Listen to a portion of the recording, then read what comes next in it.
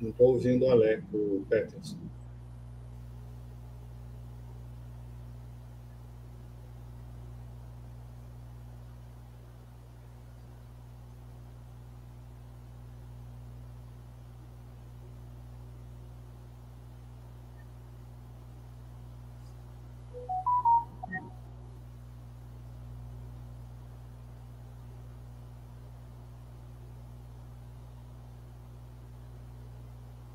Boa noite a todos. Meu nome é professor Alex Simões, sou diretor adjunto da Rede Seduc e coordenador administrativo da DERJ. Estarei essa noite com vocês aqui acompanhando essa nossa roda de conversa. Para iniciar esse momento, o nosso primeiro A DERJ responde com a temática Processo Consultivo 2024 para Diretores e Adjuntos, Seduc RJ, e termo de passagem de gestão. Estarão conosco aqui o presidente emérito da DERJ, o professor Almir Morgado, e a vice-presidente da DERJ, professora Celinha Coelho. Professor Almir Morgado, bacharel em Ciências da Natureza, bacharel em Ciências Jurídicas e Sociais pela UFRJ e mestre em Direito Público pela UERJ. Possui um extenso currículo acadêmico em publicações na área de Direito Administrativo e Gestão Pública. Boa noite, Almir. Boa noite, Alex. Boa noite a todos. Professora Celinha, pedagoga formada pela UERJ, mestre em Educação também pela UERJ, servidora da Seduc e atual diretora aí, geral do Pandiá Calógenas. Boa noite, Celinha. Boa noite a todos. Esse evento está sendo organizado pela DERJ, Associação de Diretores das Escolas Públicas do Estado do Rio de Janeiro. A DERJ foi fundada em 28 de outubro de 2017 e é uma entidade sem fins lucrativos de caráter apartidário e não confessional, formada por diretores e diretores adjuntos das unidades escolares do Estado. A DERJ tem por finalidade e principal objetivo atuar na defesa dos direitos e interesses e prerrogativas de seus associados e colaborar com o aprimoramento do desenvolvimento educacional. Dito isso, convidamos você, diretor, diretor adjunto, ex-diretor, se ainda não faz parte da DERJ, venha somar conosco. No final, deixaremos nossos contatos para maiores informações sobre a associação. Ao final dessa live, estaremos repassando aos nossos entrevistados aí as dúvidas de vocês. Essa informação, nome, sua escola e pergunta que nossa equipe irá anotar e repassar para respondermos. Almir, vamos começar com o nosso primeiro tema, que é o termo de passagem de gestão. O que é, qual a importância dele, por que a DERJ trouxe esse ponto aí tão importante para a pauta inicial?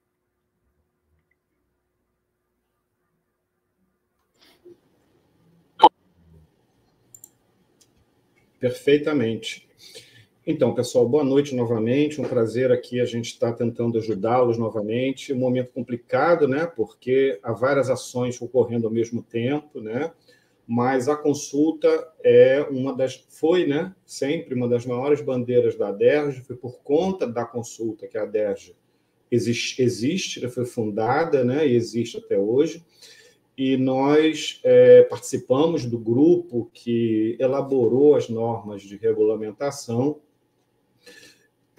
e aguardávamos com muita ansiedade, né, muito ansiosos pela deflagração desse procedimento, né? Não há necessidade de esclarecer a todos a grande vantagem do diretor ser designado após a participação com a consulta, né, à comunidade escolar por conta do princípio da gestão democrática, né? Isso dá ao diretor uma legitimidade que não havia antes, né? Embora a função de diretor e de diretor adjunto permaneçam como funções de confiança e, consequentemente, né, ad nutum, como a gente fala, ou seja, de livre escolha, de dispensa por parte do secretário, a existência da consulta acaba funcionando como uma forma de proteção desse diretor, né? Porque ele é fruto, a designação dele foi fruto da vontade da sua comunidade. Um outro dado também relevante, e até por conta disso, né, foi mais um argumento que a gente utilizou para poder para que houvesse, né, a deflagração do procedimento, foi que hoje é um dos requisitos previstos em lei federal que os diretores sejam designados após... Almir, né? Desculpa. Eu tenho que pedir ao Peterson, porque está sem áudio no Meet. Está sem áudio no Meet? Peterson, você está me ouvindo? Eu já chamei ele no... Está sem áudio no Meet. Eu acho que o Peterson caiu aqui.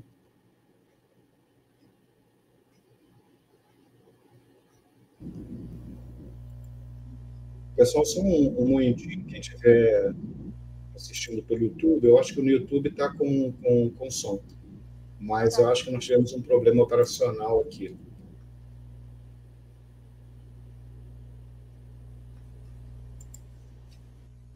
Eu estou pedindo para entrar no YouTube, tá? Eu só não sei se eu posso continuar aqui. Só um momento. O Alex, vocês estão... Alguém está no YouTube? Só para saber se lá está com som. Lá está com som normal. No YouTube está com som? Tá. Não, tranquilo. Então, vamos continuar. Pede para o pessoal que estiver no Meeting, de repente, migrar para o YouTube, né? De qualquer forma, vai ficar gravado. Então, quem não puder assistir agora, pelo Meeting, quem caiu, ou, enfim, tiver algum problema, depois a gente até coloca o link da gravação do YouTube, né? Então, pessoal, dito isso, vamos logo dar início ao grande objetivo da noite de hoje, né? A primeira coisa que eu tinha para falar com vocês é sobre o termo de passagem de gestão. É breve, nós já divulgamos ali o modelo editável em Word, né?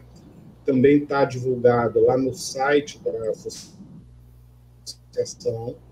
Para quem não for associado, é só entrar no site, lá no ícone legislação, clica lá que vai aparecer todo o material da consulta, inclusive o modelo do termo de passagem de gestão.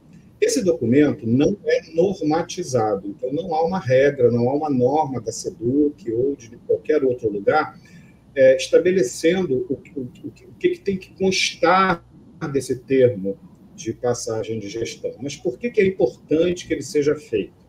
Bem, ele protege tanto o diretor que está saindo agora da direção, quanto o diretor que está entrando. Porque o termo de passagem de gestão, para quem já pôde dar uma olhadinha no modelo, ele contempla os principais fatos e as principais informações da escola naquele momento onde está ocorrendo a passagem de gestão. O modelo que a gente disponibilizou é só um modelo mesmo, cada um vai adaptar para a sua própria realidade, né? Tem escolas muito pequenininhas, que o acervo é pequeno, o grupo de pessoal é pequeno, e tem escolas gigantescas, né? É importante fazer o documento? É importante fazer. Tá? Como eu falei, ele protege tanto o diretor que está saindo, quanto o diretor que está entrando.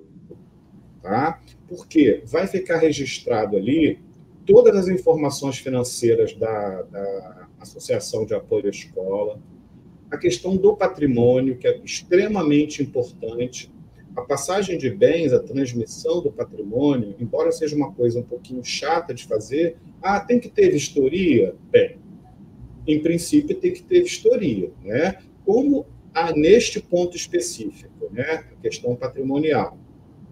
O interesse maior aí é do diretor que está chegando, né? Então aí eu penso que o diretor precisaria realmente fazer uma análise, pelo menos dos bens mais valiosos, para ver se todos estão realmente na escola.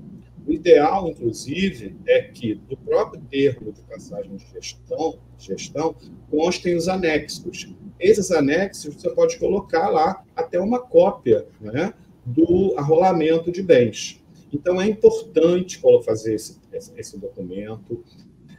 Como eu falei, como ele não é regulamentado, tem algumas regionais que fazem, tem outras que não fazem, mas eu acredito que todo mundo que vai, em todas as escolas que vai ter substituição de diretor, é importante, sim, elaborar esse documento. Então, lá no modelo, ele está até bem extenso. Na verdade, ele está extenso até demais, porque a gente tentou colocar ali todas as informações primordiais. Tá? Aí, cada um de vocês vai adaptar, vai ver se realmente há coisas que não precisam ser mencionadas, ou então, se há outras que precisam ser. Mas o modelo está bem arrumadinho, lá consta as informações da gestão financeira, da gestão patrimonial, da gestão de pessoas, né? Da gestão de pedagógica, está tudo ali. Tá? Então, depois, quando vocês tiverem um pouquinho mais de tempo e forem analisar o documento, se tiver alguma dúvida também, é só mandar para a gente que a gente esclarece.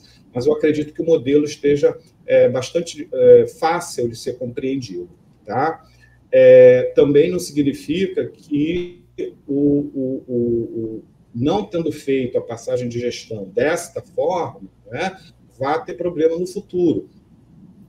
Na verdade, o que a gente tem visto pela nossa experiência é que quando há passagem de gestão um pouquinho mais traumáticas, né, realmente no futuro dá problema, principalmente com a questão de contas, né, prestação de contas, os recursos, né, nos diversos programas, os saldos. Então, assim, tem um pouquinho de cautela quando forem fazer a passagem de gestão, tentem fazer sem pressa, né?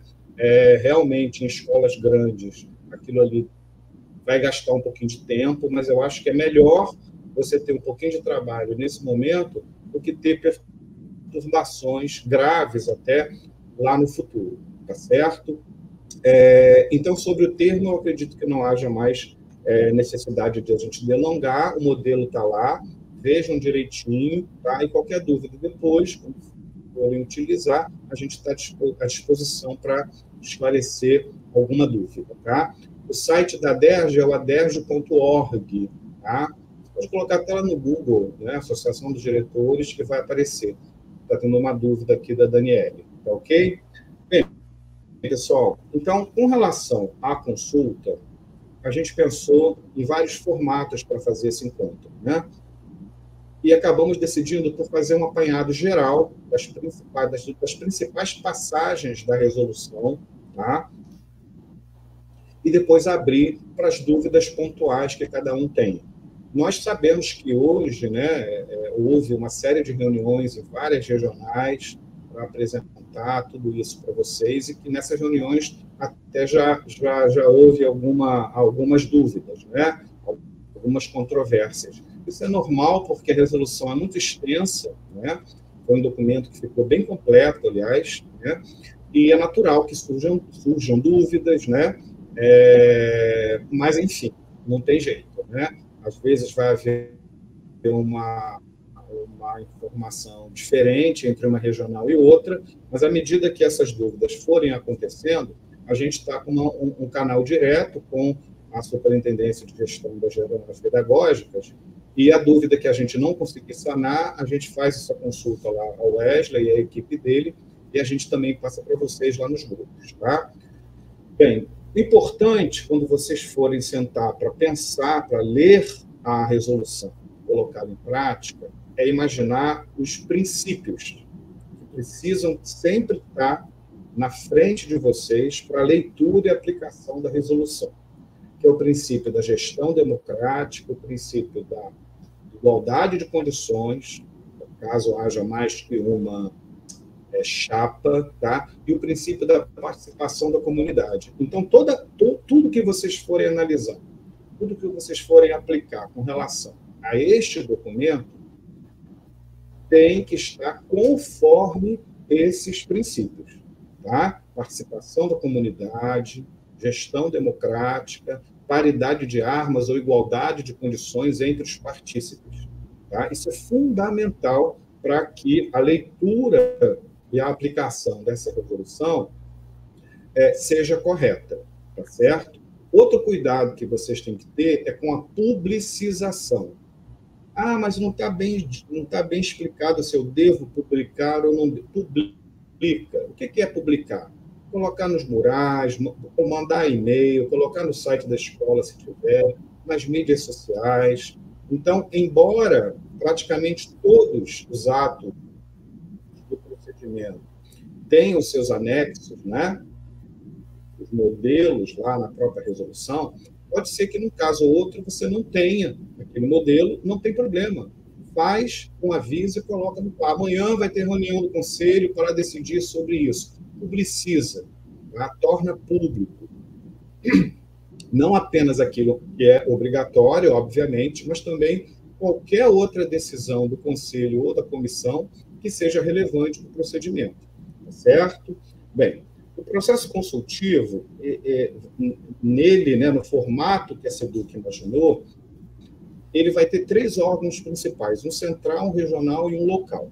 Né? Então, você vai ter a comissão lá na Superintendência de Gestão das Regionais Pedagógicas, né, que é presidida pelo Wesley e é integrada por uma série de atores da SEDUC, que é a comissão coordenadora do processo consultivo, que é o órgão central. Você vai ter a comissão local no âmbito das regionais, que eles denominaram de comissão supervisora, né, que vai ser composta lá por 6 servidores, 2 de cada um dos 3 setores das regionais, DRP, DRA e CGP, e a comissão organizadora do processo consultivo no âmbito da escola. O que é importante vocês lembrarem é que essa comissão organizadora é uma longa-manos do Conselho Escolar. A Lei 7699 determina que quem vai organizar, o órgão responsável pelo processo consultivo é o Conselho Escolar. Tá? Por isso que a resolução estabelece que o Conselho Escolar fará com o auxílio, com a participação da comissão organizadora. Mas o órgão escolar responsável mesmo pela aplicação e pela realização, né, da consulta é o Conselho Escolar. Por isso que é importante que o Conselho Escolar tenha se formado. Né? Nós pedimos, desde o começo do ano, na verdade, nós avisamos aos colegas associados para eles organizarem seus conselhos, e a própria regional também fez isso. Né?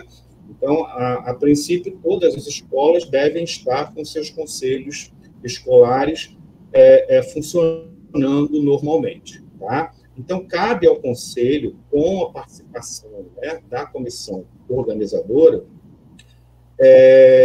fiscalizar a lisura do procedimento, enviar os ofícios às regionais sobre os diversos atos, né, do procedimento, estar presente no dia da votação, participar da fiscalização da propaganda, tá certo?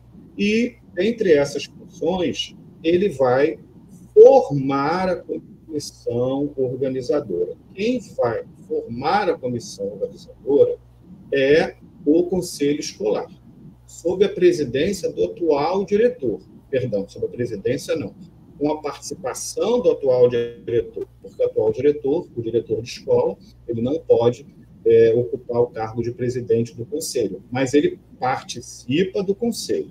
Ah, mas o diretor atual, que participa do conselho, também vai ser, ele é candidato. Ele tem que se afastar? O diretor não tem que se afastar, porque o diretor não tem suplente. Né? Então, ele participa do conselho, só que ele não vai participar das deliberações do conselho. Ele pode dar informações ao conselho, ele pode sugerir, mas ele não vai poder participar das decisões do conselho sobre matéria consultiva, porque ele é interessado. Né? Então, como ele é interessado, porque ele é candidato, ele não vai votar nas deliberações do conselho escolar. Tá certo? Mas o diretor atual, ele pode participar, aliás, ele vai ter que participar, porque a experiência prática nossa sabe que o conselho escolar, em muitas escolas, só funciona realmente porque o diretor está ali, né? Dando força, organizando, chamando.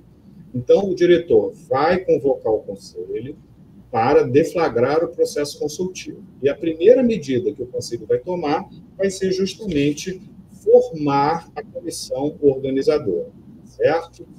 Hoje, surgiu uma dúvida numa regional, né, sobre a questão da substituição do membro do conselho escolar, né, caso ele seja candidato. Bem, aí nós temos realmente que ter esse cuidado, né? Se o representante dos docentes, né, dos professores no conselho escolar for candidato, ele vai ter que se afastar, sim. Aí vai assumir o seu suplente. O suplente dos conselheiros, gente, eles não participam das reuniões ordinárias do conselho. O suplente só vai participar, obviamente, quando o titular não puder, tiver impedido. Tá certo? Este é um caso de impedimento. Então, se o representante dos professores no conselho escolar for candidato, ele vai ter que ser substituído pelo seu suplente. Ah, mas o suplente também é candidato. Então, ele também não vai poder participar do conselho. Mas não é necessário fazer uma outra ata de eleição de conselheiro. Eles não vão participar do conselho, porque são interessados, né, na condição de candidatos. Tá? Mas isso não impede que o conselho funcione. O conselho não precisa funcionar na sua composição plena. Pela resolução, o conselho pode funcionar com maioria absoluta, né, que é o primeiro número acima da metade. Então, se há, na reunião, na sessão do conselho, maioria absoluta dos seus membros, o conselho pode deliberar. Tá? Então, de novo, né, não é necessário fazer a ata de substituição de conselheiro porque ele é candidato. Ele só vai ficar afastado do conselho até o final do procedimento de consulta, depois, se for o caso, ele retorna. Tá? Uma outra questão também que apareceu sobre isso foi a de que não poderiam participar, né, do conselho escolar membros da Associação de Apoio à Escola. Não há nenhuma proibição em nenhum lugar sobre isso. Tá? A gente fez essa consulta de manhã cedo lá à superintendência, e a informação foi essa que eu estou passando, que já era a que nós tínhamos dado. Tá?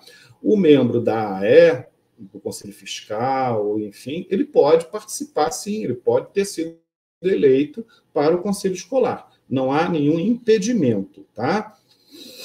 Bem, o cuidado que vocês têm que ter é que, na hora da formação da comissão organizadora, aí sim, não pode o membro do conselho escolar também fazer parte da comissão organizadora, tá? Porque aí não vai dar certo, vai haver conflito, né? Até porque o conselho escolar e a comissão organizadora são dois órgãos que vão estar envolvidos na realização da consulta, então não é permitido, né, que o membro do conselho integre a comissão organizadora. Essa comissão organizadora, de acordo com a resolução, ela pode ter no mínimo de 8, no máximo de 16 membros, né? Como está lá no artigo 6º. Tá certo? Nesse particular, aí o artigo 6º estabelece, né? São 4 representantes dos docentes, 4 representantes dos alunos e por aí vai.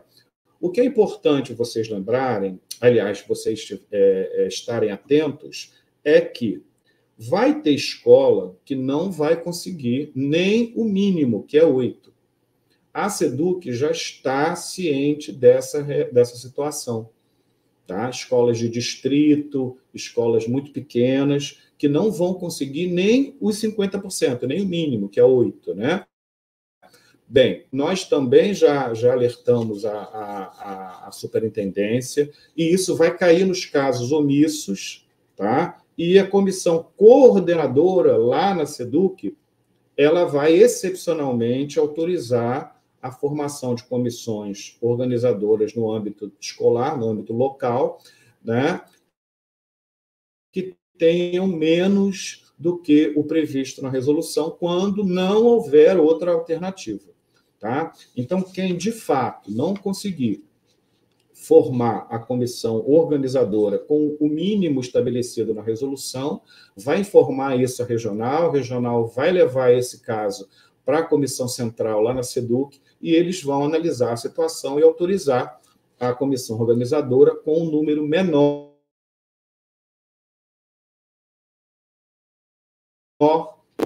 que vocês vão precisar ter é manter o mínimo de paridade, tá certo? Ah, eu não consegui 8, eu só consegui 6, tá? Bem, tenta manter uma representação paritária por segmento, né? Segmento docente, segmento estudante, segmento funcionário, segmento responsável, tá certo? Então, essa preocupação, qual seja de que eu não consigo na minha escola o mínimo de 8, isso vai ser sanado lá por uma autorização excepcional. Uma outra coisa que vocês têm que ter cuidado é que a resolução fala muito em responsável, tá? Bem, quem é o responsável? Isso tem que ter cuidado para não dar problema de validade do procedimento. Responsável é aquele que está indicado no Conexão em relação ao aluno menor de 18 anos, né? Esse é o responsável. E ele participa do procedimento. Ele integra a comissão eleitoral, ele pode fazer parte dos outros órgãos da escola como responsável no seu respectivo segmento, tá? Mas ele não vota. O responsável que vota é o responsável do aluno menor de 12 anos. Porque o aluno menor de 12 anos, pela resolução e pela lei, ele não vai votar. Quem vai votar por ele é o responsável. Então, vocês têm que ter cuidado com relação à questão do responsável, tá? Responsável legal é aplicado no Conexão em relação ao aluno menor de 18 anos e o responsável legal que vota é aquele responsável indicado no Conexão com relação ao aluno menor de 12 anos. Esse é o responsável votante. O outro, ele é o responsável partícipe. Ele participa dos órgãos, participa do processo, mas não vota. Só vai votar o responsável dos alunos menores de 12 anos. Tá certo? O presidente da comissão maior de idade. Tá certo? Ele tem que ter, no mínimo, 18 anos. Então, até pode ser um aluno, mas ele vai ter que ter pelo menos 18 anos, tá? A direção escolar, o atual diretor, ele tem que propiciar à comissão e ao conselho, propriamente, né, todo o material necessário à realização da consulta, tá certo? As listagens, o material, papel, caneta, enfim, tudo que a comissão precisa, todos os documentos escolares que ela precisa, devem ser franqueados, tá ok? Cabe à comissão, aí é evidente que ela vai ter que ter a ajuda, né, do diretor ou de alguém da secretaria, organizar as listagens de votação. Então, as listagens de votação, né, quem já participou do processo consultivo sabe que existem formas de você extrair do Conexão a listagem de alunos, a listagem de professores, então eu acho que aí não tem maiores problemas, né? De qualquer forma, tudo isso tem que ser fornecido para a comissão/conselho escolar, tá ok? Cabe também à comissão designar e publicizar, tornar público, né, os membros das mesas receptoras e os membros das mesas escrutinadoras, né? Mesa receptora, que vai receber os votos, e a mesa escrutinadora, que vai fazer a apuração. Então, o conselho escolar vai formar a comissão organizadora. A comissão organizadora vai formar a mesa receptora e a mesa escrutinadora. Tá certo? Agora, quando a gente fala comissão, quando a resolução fala comissão organizadora, é sempre comissão organizadora / conselho escolar, tá? Então, conselho escolar vai formar comissão organizadora e comissão organizadora vai formar a mesa receptora e a mesa escrutinadora, tá ok? Bem, aqui nós temos um probleminha que aconteceu na resolução, porque, de acordo com o cronograma estabelecido, dia 25, salvo engano, dia 25, teria que ter sido publicado o edital, conforme o modelo, dando início ao processo consultivo. Nós até orientamos os associados a fazerem isso, a gente colocou um modelo lá e pediu para eles publicarem. No entanto, existe também na resolução uma determinação de que seja publicado um edital 10 dias antes da data de votação, tá? E não há um outro modelo de edital. O modelo de edital só havia aquele que já foi publicado. Então, nesse caso aqui, para cumprir essa norma da resolução, vocês vão ter que publicar um outro edital. Ah, mas eu já divulguei o cronograma, todo mundo sabe o dia da votação. Mas, uma vez formada a comissão organizadora, tá?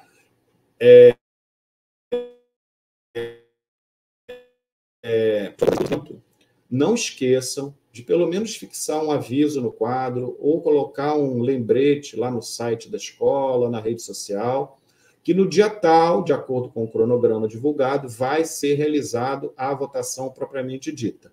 Isso tem que ser feito 10 dias úteis antes do dia agendado para a realização da consulta.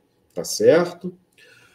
Com relação às atribuições da comissão, elas estão todas discriminadas lá no artigo 8º. Eu acredito que a gente não precise passar uma por uma, porque é só uma leitura, né?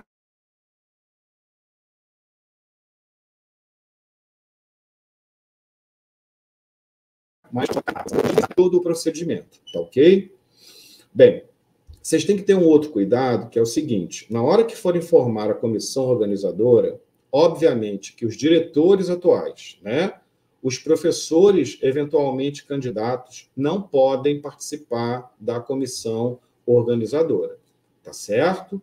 E um outro cuidado que vocês têm que ter, principalmente, né, em escolas do interior, escola de distrito, são os parentes, tá certo? Porque isso pode invalidar por suspeição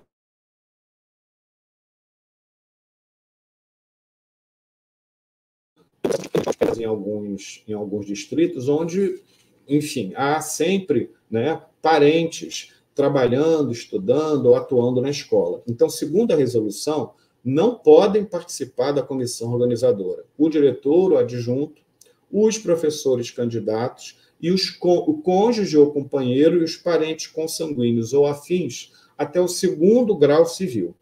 Então, 2º grau, para cima, pega pai, mãe, avô e avó, para baixo, filho e neto, e para o lado, irmão. Tá certo? Então, por exemplo, tio, em princípio, não está proibido de participar da comissão organizadora. Tio, sobrinho e primo de quem? Dos candidatos, né? Mas não é prudente que isso aconteça. Se tiver como não colocar nenhum parente de candidato em comissão organizadora, isso é o melhor a fazer. Literalmente, estão proibidos de participar os parentes até o 2º grau, tá certo? Então, pai, mãe, avô e avó, filhos e netos, se for o caso, né? E para o lado, os irmãos. E também os por afinidade, né?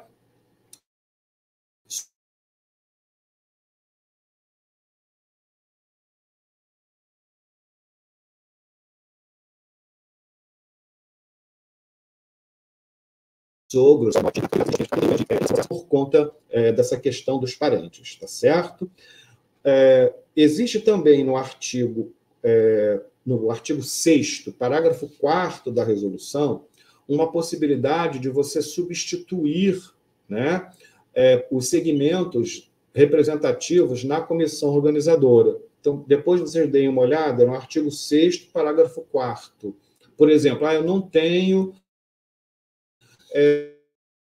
servidor administrativo. Tá? Lá você pode substituir por um professor readaptado, por um professor que esteja fazendo função de articulador. Então, existe lá no artigo 6º, parágrafo 4º, uma possibilidade de você substituir os segmentos na comissão organizadora, né?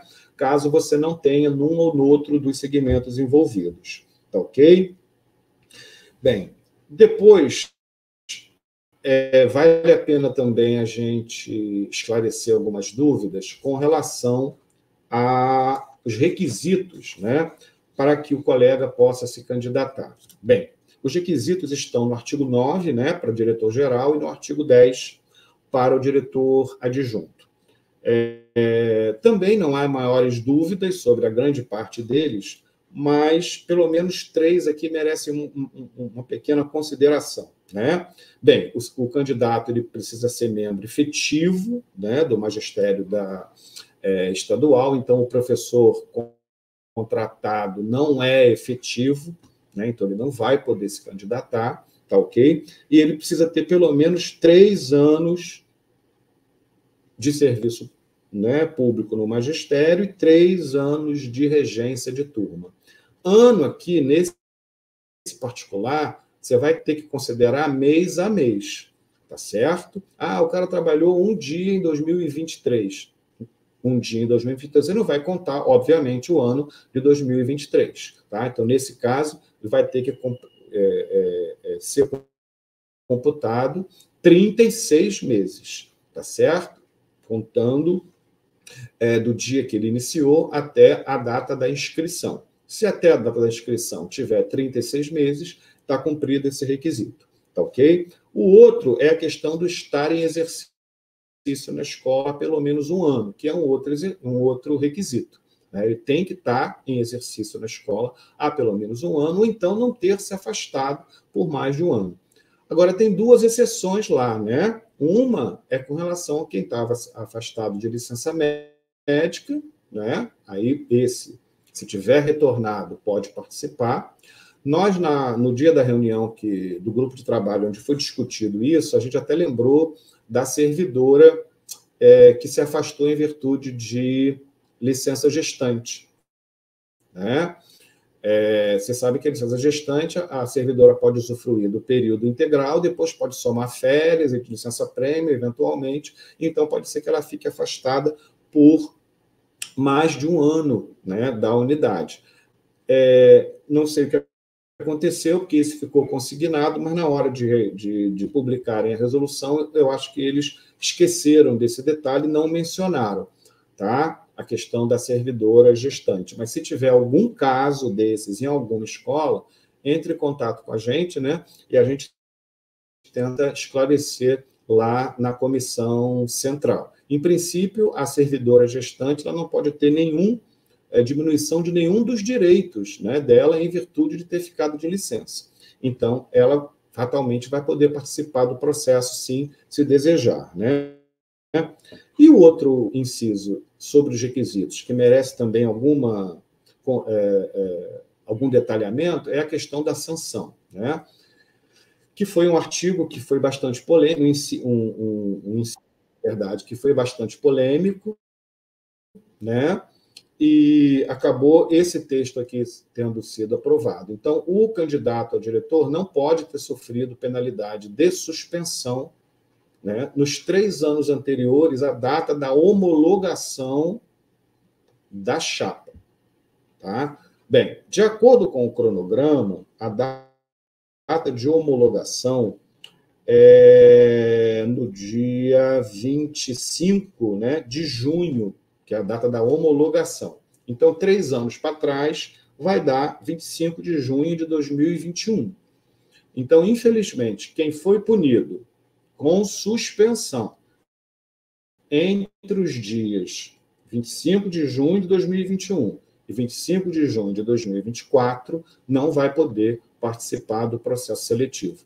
Por isso que a gente orientou os colegas, né, tem uns 2 meses, a pedirem cópia da ficha Wallner lá na CGP das suas regionais, para eles conferirem se alguma sanção anotada, no caso específico aqui, alguma suspensão. Tá? Então, se houver, infelizmente, o colega não vai poder participar.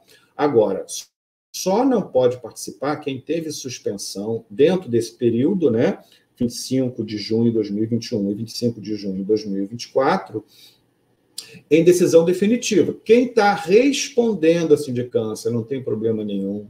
Quem está respondendo a PAD, a processo disciplinar, também não tem problema, pode participar. Quem foi punido com advertência ou repreensão, mesmo que recentemente, né, dentro desses 3 anos, também pode participar, só não pode participar quem foi punido com suspensão. Ah, mas eu fui punido com suspensão, mas eu pedi conversão da suspensão em multa. Não pode participar, porque a multa é resultado de uma suspensão convertida. Então, também não vai poder participar. Tá certo? Bem, professor que complementa a carga horária, professor que faz GLP, só pode se candidatar na sua escola de origem.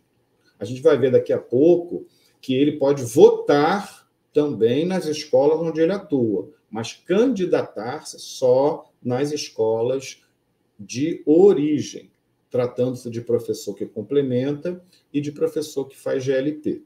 Tá ok? Bem, os candidatos vão ter que se inscrever numa única chapa, obviamente não pode se inscrever em mais de uma escola ou em mais de uma chapa, tá certo? Na hora que eles forem fazer a inscrição, a chapa tem que estar completa, de acordo com o quantitativo, né, de adjuntos da escola, de acordo com a resolução respectiva da SEDUC. Infelizmente, se não tiver a chapa completa, não pode haver deferimento da inscrição da chapa. Tá certo? Tem que estar completa. E no ato da inscrição, eles vão ter que apresentar à comissão organizadora / conselho o plano de gestão e a inscrição na forma do anexo.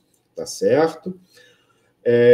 Cabe à comissão organizadora / conselho, eu estou falando comissão / conselho porque em tudo a comissão vai atuar sempre juntamente com o conselho, né?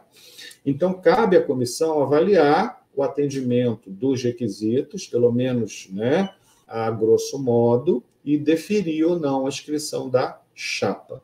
Tá ok? Pode haver substituição de membro da chapa? A resolução autoriza, desde que essa substituição seja feita em até 5 dias antes, 5 dias úteis, né, antes da data marcada para a realização da consulta. Então, de repente, o professor, um dos integrantes da chapa, pode ter que se ausentar, pode desistir, pode entrar de licença médica, ter algum problema, sei lá o quê.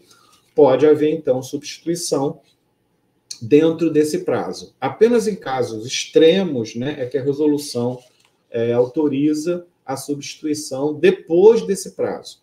Aí a comissão organizadora local vai ter que entrar em contato com a comissão supervisora na regional, informar a situação que ocorreu, informar o evento que ocorreu e solicitar a substituição do integrante da chapa. Tá ok? Bem, as escolas que não apresentarem candidatura, elas vão ter suas direções designadas na forma da resolução. Lá na parte final, ela estabelece como é que será feita a designação provisória, né?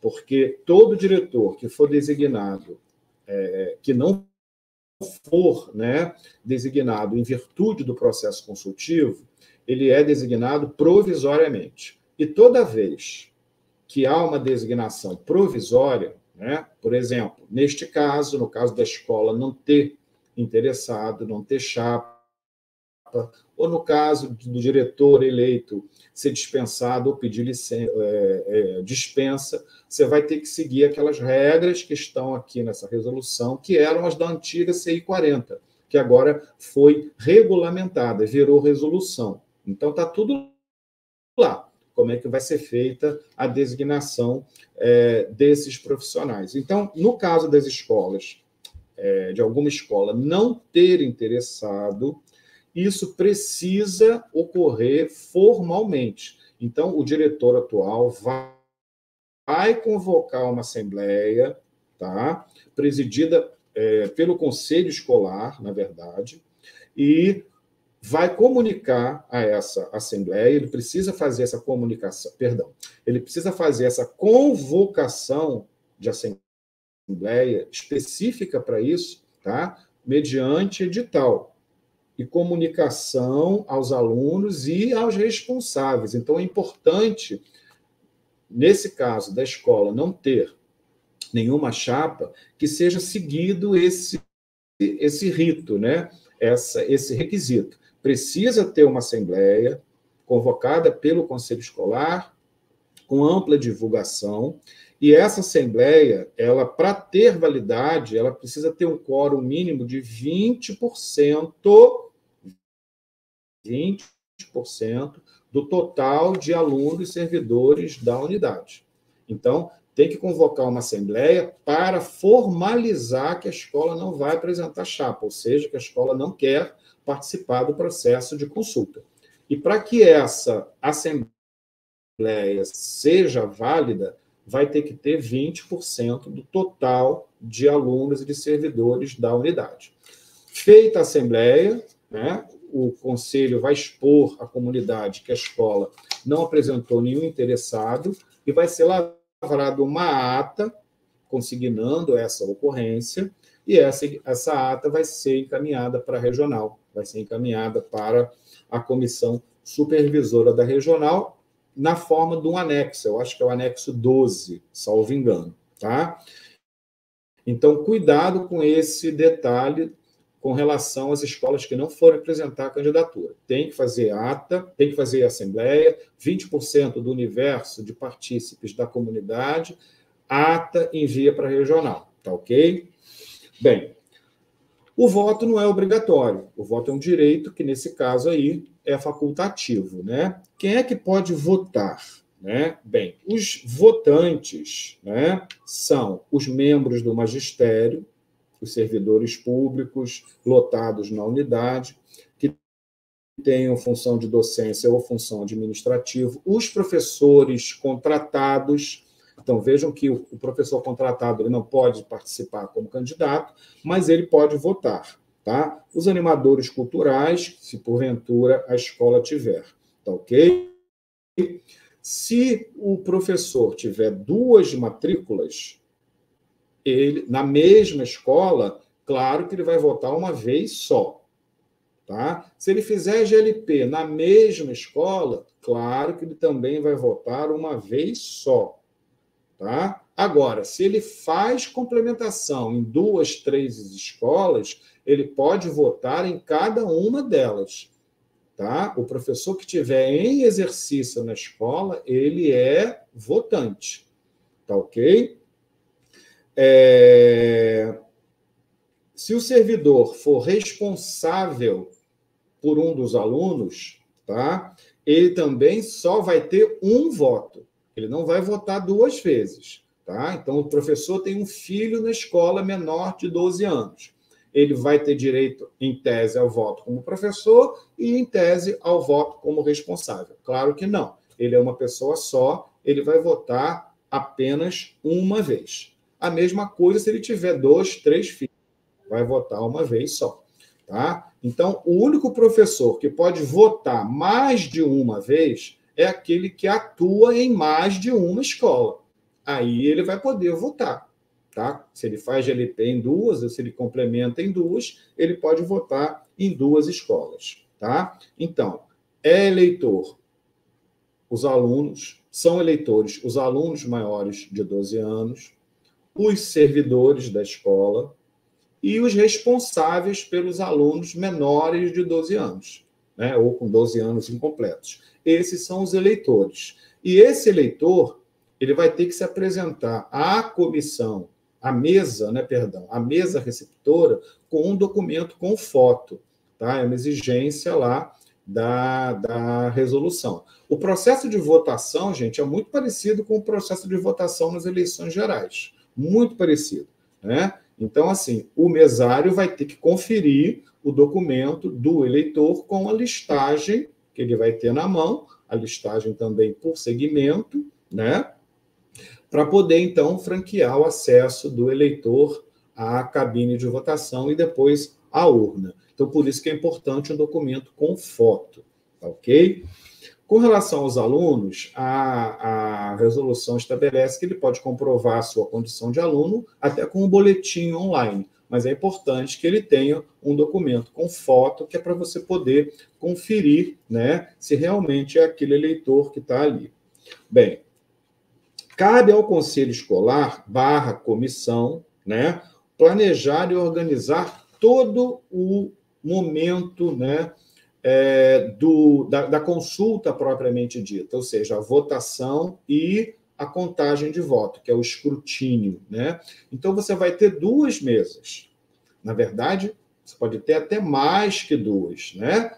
Depende do tamanho da escola. Então, a comissão e o conselho vão ter que ver aí quantas mesas eles vão precisar, tá? Mas sempre vai ter uma mesa receptora e uma mesa escrutinadora, tá? Então, dependendo do tamanho da escola, pode haver mais mesa receptora, para não ter problema de fila ou bagunça, né, balbúrdia, mas pelo menos uma receptora e uma escrutinadora, todas as escolas vão ter que ter, tá? A resolução também, ela foi bastante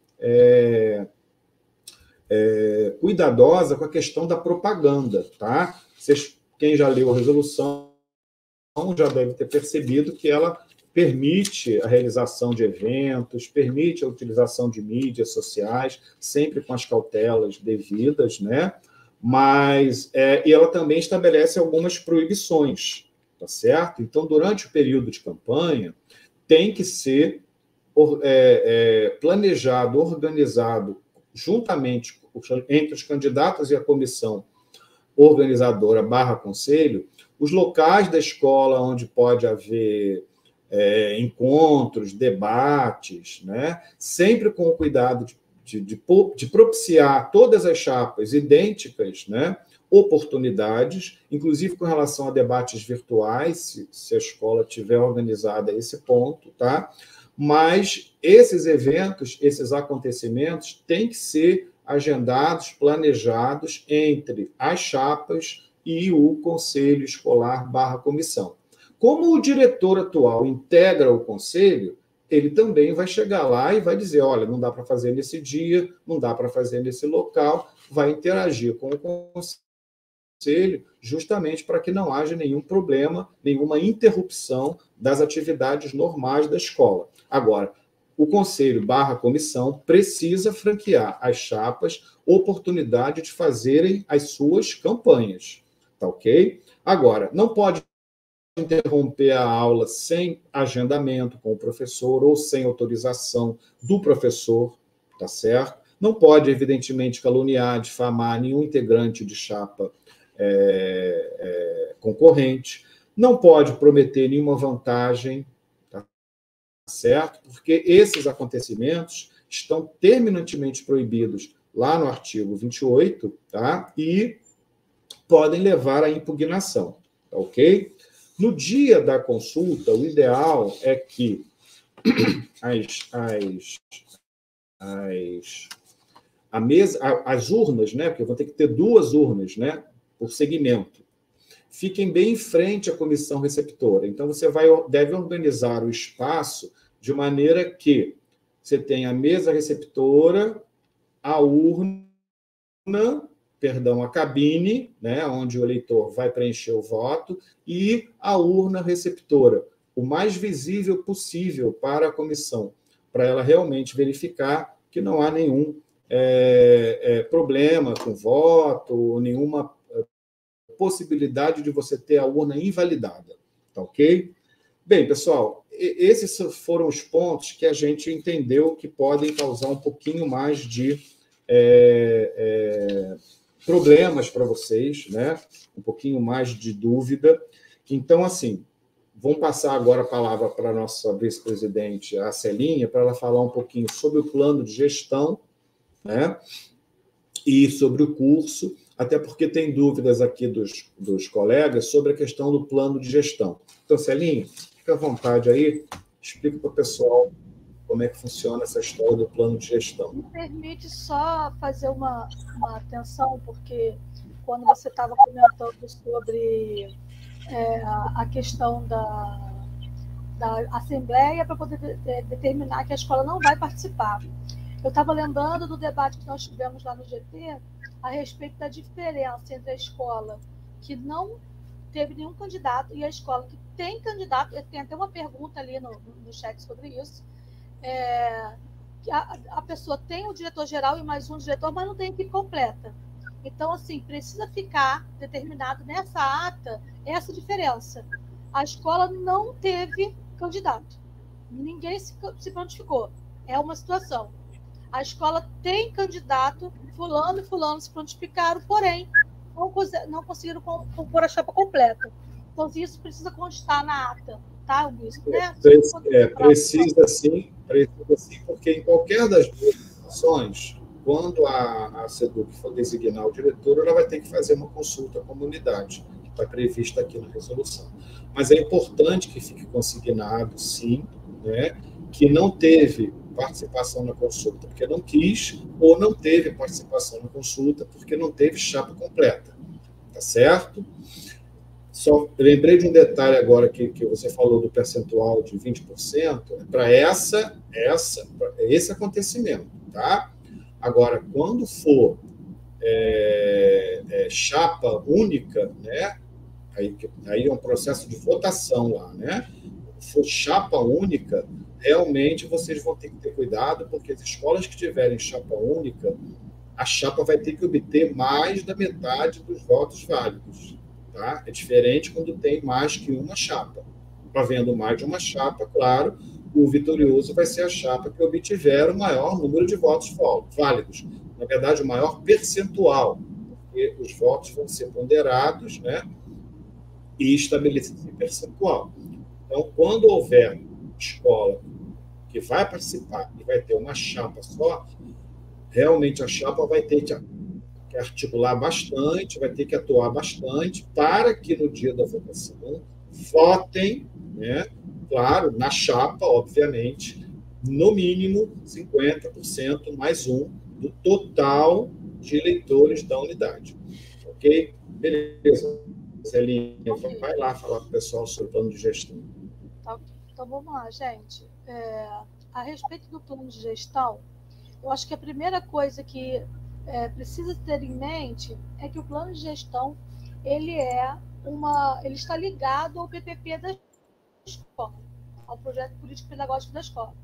Quem já é diretor vai pegar o PPP da escola para, com base nele, fazer o seu planejamento ali para a próxima gestão.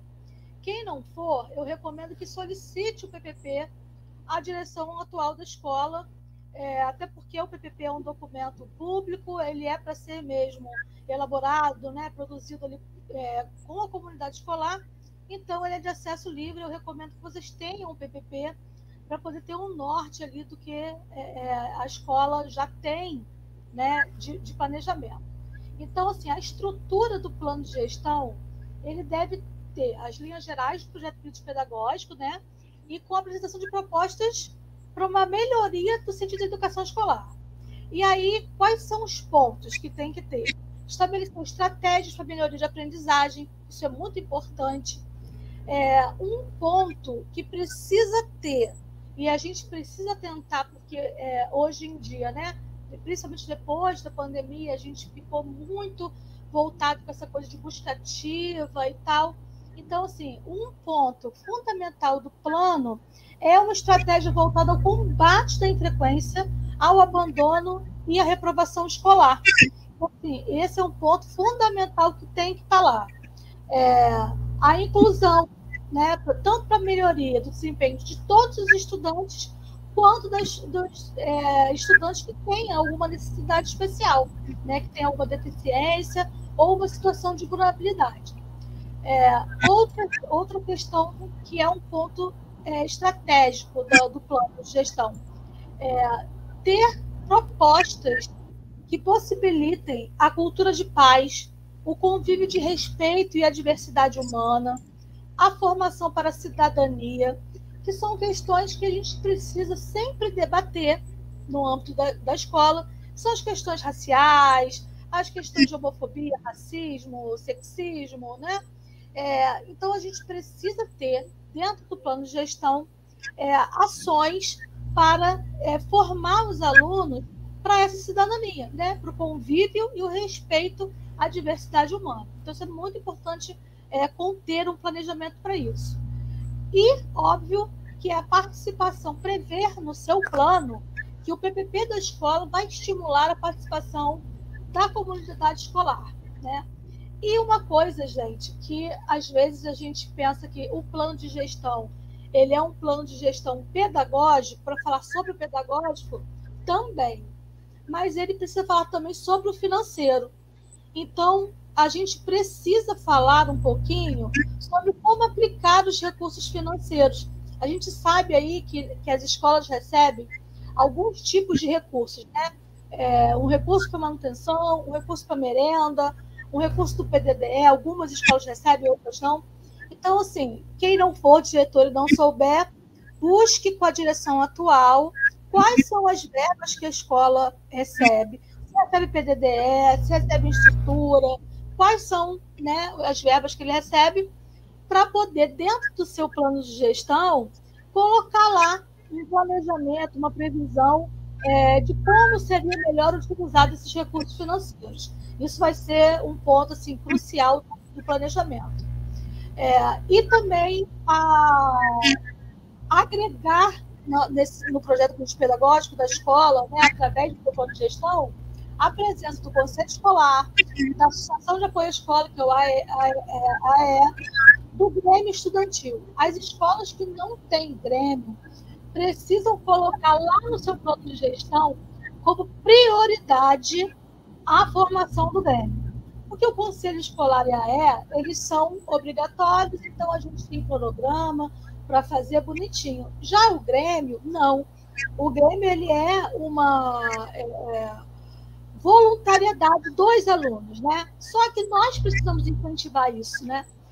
Precisa partir também da escola, da gestão da escola, explicar para esses alunos a importância do Grêmio Estudantil. Então, assim, as escolas que não têm, as escolas que têm precisam prever o fortalecimento, e as escolas que não têm precisam colocar como prioridade a formação do Grêmio. E a questão da escrituração da escola, né? Que é a certificação dos alunos, o censo escolar, manter o sistema, né? Que a SEDUC hoje entrega para a gente, que é o sistema Conexão, sempre fiel à realidade da escola. O aluno saiu, pediu o desligamento da escola, ele tem que ser desligado do Conexão, para poder o censo estar sempre correspondendo. O aluno concluiu o ensino médio, ele precisa ter certificado dentro de um prazo, não pode esperar o aluno solicitar. Então, isso também tem que estar previsto no plano. E o plano de gestão ele vai ser entregue à comissão, né? No momento da inscrição da chapa lá, tem a entrega do plano de gestão. E esse plano de gestão deve ser publicizado para a comunidade escolar.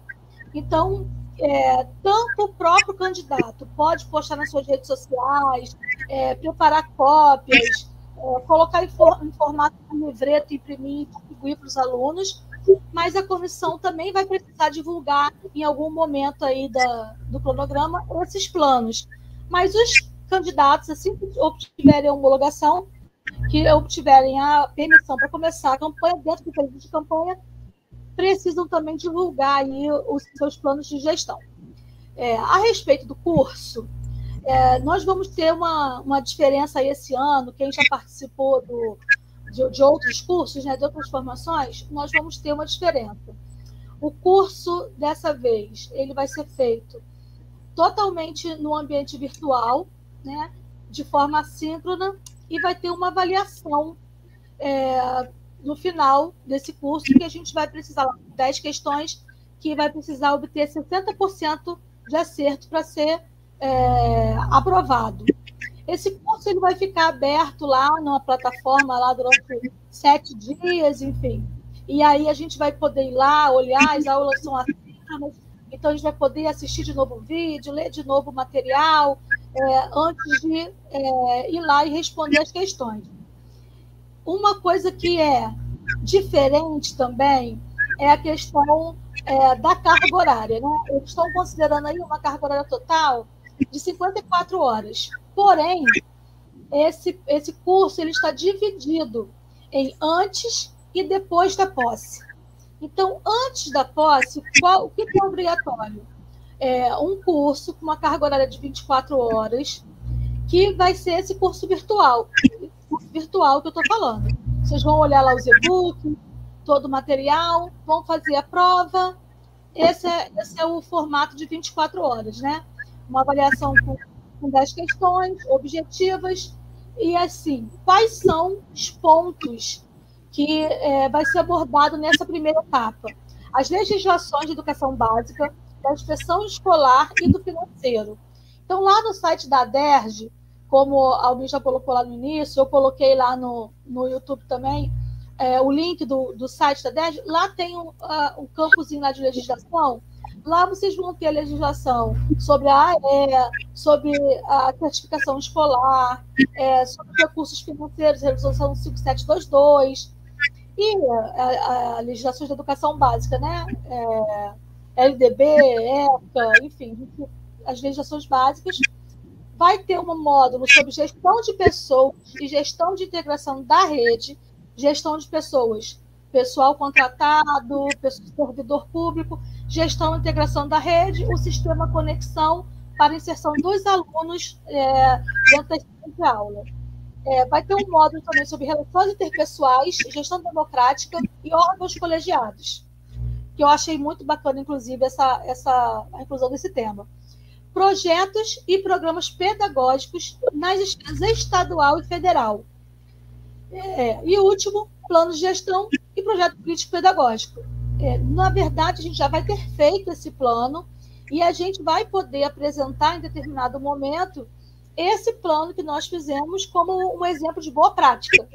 Se você tem um plano de gestão, né, a gente não sabe ainda a dinâmica do curso, mas a legislação prevê lá um momento em que a boa prática lá desse plano de gestão possa ser apresentado para os demais colegas. A gente não sabe se eles vão pedir para a gente se inscrever para apresentar ou se eles vão escolher entre os planos de gestão quem vai apresentar, tá? Isso não está definido na legislação. E a outra parte, que é o curso de desenvolvimento de saberes de gestão escolar, ele vai ser oferecido depois, né?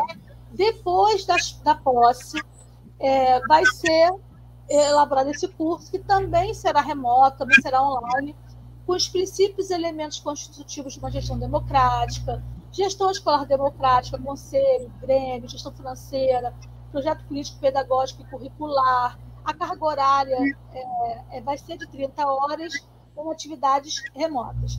No final do curso, esse é o momento que vai ser compartilhado ali as boas práticas. E é importante dizer que, com essa migração, né, que o Almir estava explicando, daquela antiga CI 40 que regulamentava ali quem poderia participar depois, né, no caso de vacância de direção, agora está dentro dessa resolução. Então, faltou um diretor, né, saiu um diretor-geral, o diretor adjunto, ele vai ser designado de acordo com essa parte da resolução e automaticamente vai passar por essa segunda parte do curso. Então, aquela primeira parte que foi lá, você precisa de aprovação, né, daquela provinha, 60% para poder ser designado, aí, para quem for designado provisoriamente, já não vai mais precisar disso. Porém, vai precisar passar, sim, por essa segunda etapa do curso. Ela vai ser oferecida para todo diretor que for designado, de agora em diante. Tanto pelo processo consultivo, quanto pela designação a partir de uma vacância. Então, teve uma pergunta aqui sobre o plano, se ele é entregue à gestão, à comissão organizadora. Ele é entregue, já respondi, ele é entregue à gestão, a gestão é entregue à comissão organizadora e exposto na sua época. Então, assim, pelas perguntas, Almir, que o Gregson estava com o Gregson, olha eu lembrando de Gregson, que o Peterson está colocando aqui para a gente, é a única pergunta em relação ao plano de gestão, tá? As demais perguntas são para você. Ah, beleza. Eu tenho algumas questões aqui que eu queria esclarecer, algumas dúvidas aqui, né? A Daniela está perguntando com relação às urnas. As urnas são separadas por segmento, sim, são duas urnas. tá? Segmento professor-servidor, segmento aluno responsável. Tá? Como os votos são ponderados, então lá na resolução vai ter um artigo que vai estabelecer cada urna equivale a 50% dos votos, né? E vai lá dizer também qual é a fórmula que você vai usar para fazer a ponderação. Ok? Então, Daniela, claro que, considerando que cada urna vale 50% dos votos válidos, né? E que o número de votantes aluno sempre é muito maior do que o número de votantes servidor, né? Claro que o voto do servidor, na hora que você pondera, vai ter, sim, um peso maior. Tá? Não é, então, que, na realidade, é 1 para 2, 2 para 1, não é bem esse o raciocínio. Cada urna equivale a 50% dos votos totais auferidos pela chapa respectiva. Né? Se o número de alunos é muito maior, e o número de professores é menor, e as duas urnas têm 50%, claro que o voto dos professores tem, na ponderação, um peso proporcional, né, um peso percentual maior. Ok? Cuidado com a urna, gente. A urna tem que ser lacrada pelo conselho escolar / comissão organizadora, entregue à mesa receptora fechadinha, bota uma etiqueta lá naquele lugarzinho onde enfia o voto, né? Tem que ser rubricada por um representante do conselho escolar, tá? E ela tem que ser vistoriada pela comissão não, ela tem que ser vistoriada pela mesa receptora, tá? Antes de ser aberta, ela tem que estar lacrada. Da mesma forma que ela vai ser lacrada assim que terminar a votação, para que a urna, então, seja entregue à mesa escrutinadora, tá ok? A Lucelena está perguntando aqui, acho que é a Lucelena, se os membros da comissão organizadora podem ser integrantes das mesas receptoras. Não podem, não devem e não podem, tá? Porque pode haver conflito. Então, assim, conselho escolar, comissão organizadora, mesa receptora, mesa escrutinadora, tá? Não coloquem as mesmas pessoas nesses cargos, nessas funções. Tentem fazer escola pequena talvez tenha problema, tá? Mas para as mesas, vejam bem, qual é o requisito? Para a mesa receptora, você tem que ter 4 integrantes, o presidente, o secretário e 2 mesários, tá? Na verdade, ali você pode colocar alunos, pais de alunos, tá? Ou professores que não participem. Não pode, evidentemente, participar os diretores, os candidatos, né? Os parentes, lembrem dos parentes. Na mesa escrutinadora, você vai precisar só de três pessoas, né? Isso considerando que você tem uma mesa só. Escolas muito grandes podem ter mais que uma, mas aí, evidentemente, eles vão ter mais gente para se candidatar, né? Mas não coloquem, não pode colocar nas mesas os membros da comissão, nem os membros do conselho escolar, tá ok?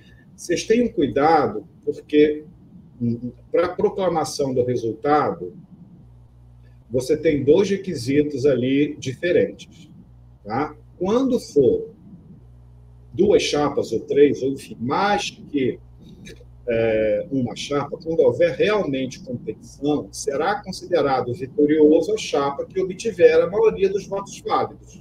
Não há dúvida. Mas quando tiver uma chapa só, tá? Primeiro, você tem que ver o quórum, né? O quórum é 30%, pelo menos, de votantes correspondentes ao universo de eleitores da unidade. Senão, a consulta não tem valor. Ok? Não tem valor. Tem que pegar as listagens. Quantos votantes eu tenho? 1.000. Então, tem que ter pelo menos 300 votantes no dia da consulta. Se não tiver 30%, a consulta não é válida. Beleza. Não, teve 30%. Então, a consulta foi válida. Agora, vamos ver quem ganhou. Beleza. 2 chapas. Quem ganhou? A chapa que tiver, evidentemente, aí a maioria dos votos válidos. Agora, quando for chapa única, a resolução ela faz uma outra exigência. Vejam bem, a escola que tiver chapa única, ela vai ter que ter 50% de votos do universo de votantes da unidade. Então, aí você vai ter que ter mais cuidado ainda. As escolas que tiverem chapa única, vai ter que ter, no dia da votação, mais da metade dos votantes no seu conjunto e o resultado vai ter que ter mais da metade dos votos válidos. Então, quem tiver escola com chapa única tem que ter cuidado, senão a consulta não vai ser validada. Tá certo? Tem uma outra questão aqui da Maria Cristina. O professor tem 2 matrículas. Numa delas, ele sofreu a punição. Ele pode se candidatar na outra matrícula? Não, não pode se candidatar, não. Embora ele tenha 2 matrículas, tá? O ID dele é único, até porque ele é uma pessoa só.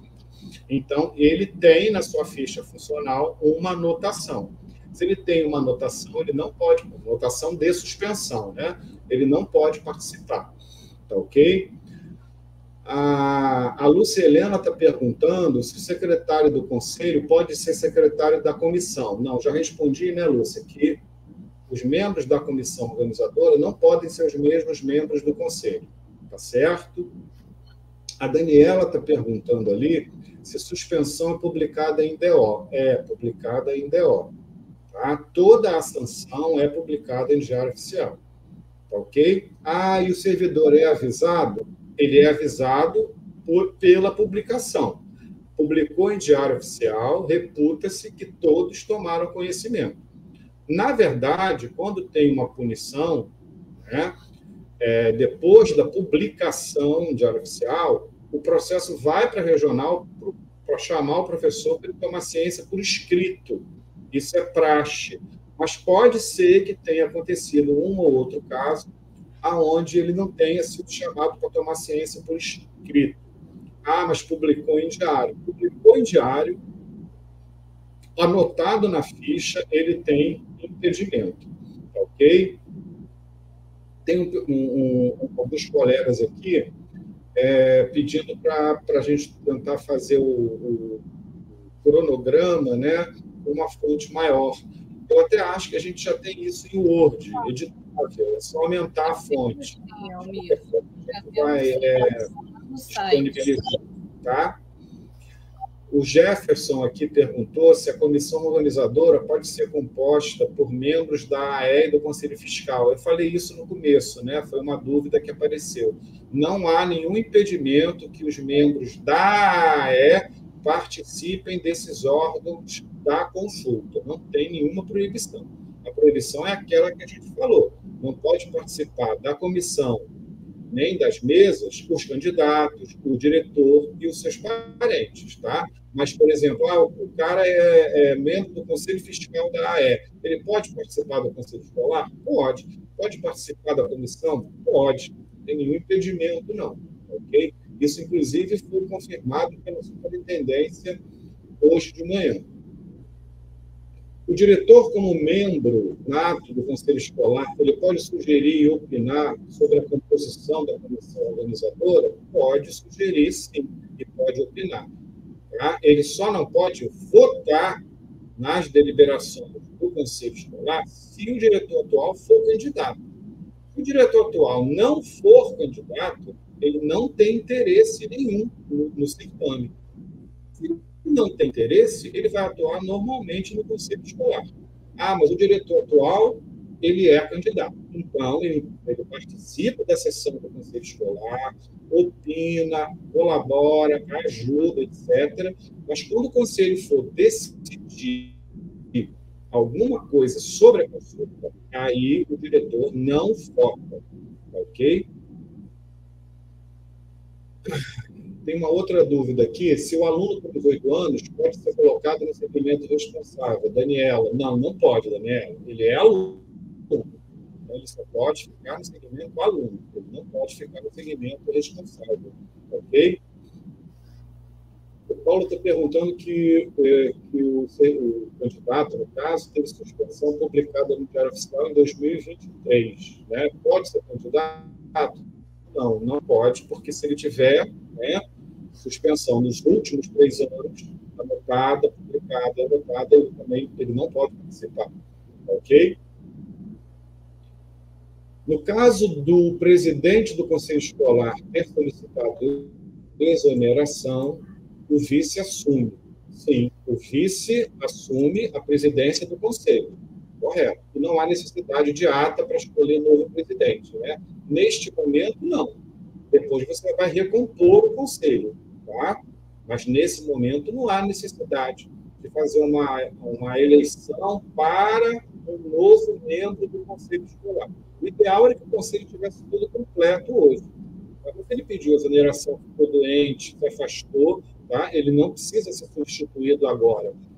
Está tendo uma confusão, principalmente com os regionais, no sentido de que eles acham que o Conselho, para funcionar, precisa ter todos os membros presentes. Isso não é verdade. Não precisa todos os membros estarem presentes.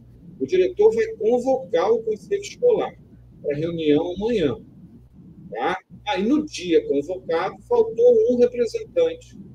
Não tem problema. Se tem maioria absoluta, o Conselho pode deliberar. Tá?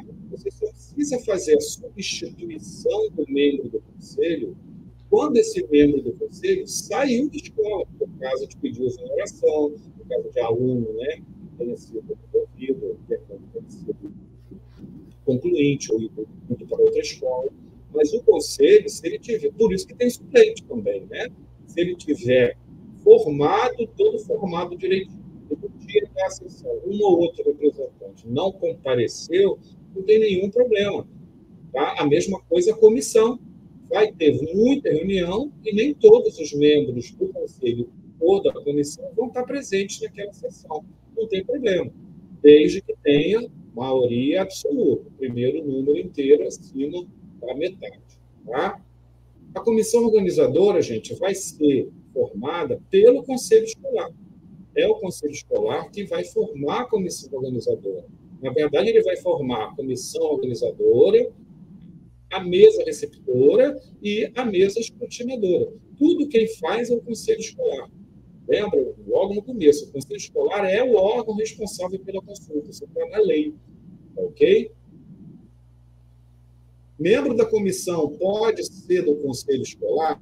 Não. Lembra? Não se deve colocar membro do Conselho Escolar em nenhum outro órgão. Ele já é do Conselho, ele já é responsável pela organização, tudo, praticamente. Então, não é para colocar o membro do Conselho na comissão organizadora, nem nas mesas. Ok? Aí tem uma colega aqui que eu não entendi. No caso da diretora-geral, estar de licença médica. Eu não entendi a dúvida, né? Se a pessoa está de licença médica e quer ser candidata, vai ter um problema aí, porque, pela resolução, para ela ser candidata, ela tem que estar em exercício naquele momento. Né? Então, eu não entendi direito a dúvida, é da Marisa, tá? Mas, naturalmente, isso vai cair num caso omisso, vai ter que haver uma consulta lá à CITUC, ok? Até porque a licença médica é algo, em princípio, temporário, né? Bem, pessoal, essas são as dúvidas que a gente teve aqui para responder. Algumas outras são semelhantes, né? Muitas sobre... Oi. Posso só responder 2 perguntas que eu estou vendo aqui? Tereza está perguntando se, no caso de alunos PNE, se o responsável vota. O responsável só vota se ele for considerado incapaz pela justiça. O pai tem a tutela dele. Então, ele vai votar por ele. Se não, se é um aluno que frequenta a aula normal, assiste, e precisa de um acompanhamento, é uma coisa. Então, assim, o próprio aluno vai votar se for maior de 12 anos. Outra pergunta é a respeito do voto online. Não pode, tá, gente? É no papelzinho, do jeitinho que está lá, na resolução, tem até os modelinhos lá no site da DERJ, para a gente fazer direitinho, caixinha de a rubrica da comissão organizadora. Comissão. Isso aí. É isso. 2 perguntas que eu achei que precisava responder. Beleza. Bem, pessoal, então, assim, é muita coisa, claro, né? Vão surgir outras dúvidas. A gente continua, como eu disse, para os associados, à disposição lá, 24 horas, né? Lá nos nossos grupos. Para os não associados, né? Vai ter ainda a oportunidade aqui de deixar a dúvida e a gente, com calma, amanhã até responde até mais fundamentadamente, tá ok? Eu espero que tenha sido útil de alguma forma para todo mundo. Nós vamos fazer, se for necessário, para os associados aí, né, outros encontros para, se houver necessidade, para dirimir, né, algum problema que surja.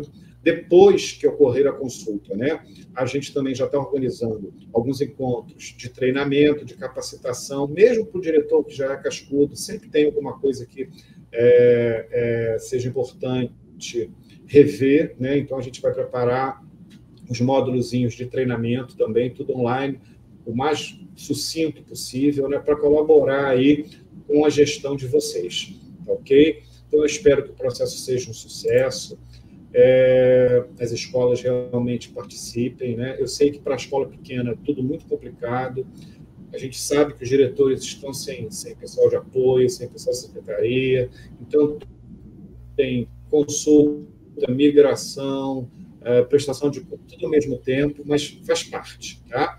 Então, muito obrigado, uma boa noite para todos, tá? Lembrando que a gente está lá no grupo para esclarecer qualquer outra dúvida que surja, ok? Eu estou deixando lá no... Eu estou deixando, Tânia, eu estou deixando lá no chat, lá no YouTube, o link do Instagram da DERJ. Tá. Porque a gente vai ler as perguntas e se tiver alguma pergunta que não foi respondida, a gente vai postar lá no Instagram e no site da DERJ, tá? Não, e essa reunião está gravada no YouTube. Quem quiser consultar em algum momento, pode consultar também. Tá ok? Só isso. Eu queria deixar aqui também o nosso agradecimento ao Alex, ao Peterson, a Tânia, claro, também a Celinha, mas o Alex e o Peterson, que foram os artífices, né, desse novo nosso modelo de apresentação de hoje, que é a primeira vez que a gente está fazendo, né, e que só foi possível com o trabalho árduo, né, deles nos últimos 4 dias, tá ok? Então, obrigado, Alex, obrigado ao Peterson, a Tânia e a Celinha, e boa noite para todos, um bom descanso. Amanhã a gente está lá no grupo esclarecendo outras dúvidas, tá? Até noite. O nosso próximo encontro, então. Um grande abraço.